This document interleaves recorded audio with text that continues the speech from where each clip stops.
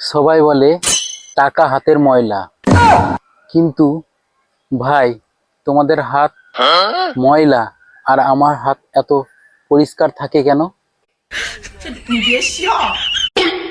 বন্ধু, ভবিষ্যতের চিন্তা আমি করি না, আমার চিন্তাই ভবিষ্যৎ করে।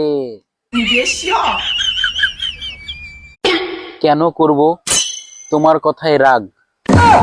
কারণ আমি জানি তোমার মাথায় গোবর ভরা। মোদিজিকে সম্মান করা উচিত।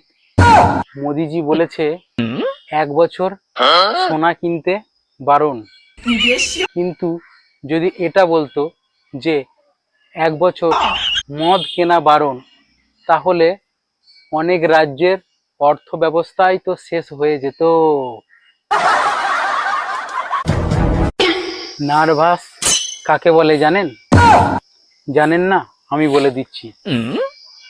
যে নর সুন্দর নারী দেখে ওই নারীর বশে চলে যায়, তাকেই নার্ভাস বলে। মোদিজি বলছে সোনা ছেড়ে দাও, তেল ছেড়ে দাও।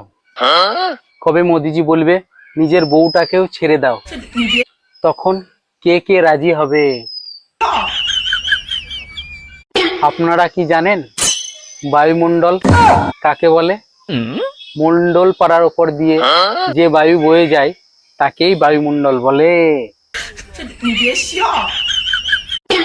ব্রেকআপের কষ্ট তাকেই জিজ্ঞেস করো যার প্রাক্তন প্রেমিকার সরকারি চাকরি হয়ে গেছে। ইতিহাস সাক্ষী আছে, যুদ্ধের সময় সেনাদের কনভয় উড়িয়ে দেওয়া হয়, গ্যাসের ভান্ডার উড়িয়ে দেওয়া হয়, সেনাদের জাহাজ উড়িয়ে দেওয়া হয়, কিন্তু কখনো মদ্যশালা বা মদের দোকান কখনো উড়ানো হয় না। তাই মদের দোকানে থাকবেন, সুরক্ষিত থাকবেন। পড়াশোনা করে যদি চাকরি না পান, তাহলে আপনার ডিগ্রি কোন কাজে লাগবে? বিয়ের সময় মেয়ের বাপকে বলার জন্য কাজে লাগবে। ঘরের স্ত্রী রান্না করে, বাসন মাজে, খাবার তৈরি করে, চা করে, তার সঙ্গে যদি 2-4খানা গাল দেয়, তাহলে ক্ষতি কিসের?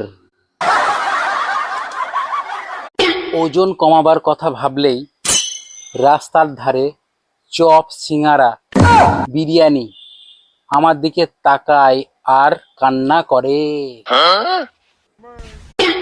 ঘড়ির সঙ্গে আমার শত্রুতা আছে।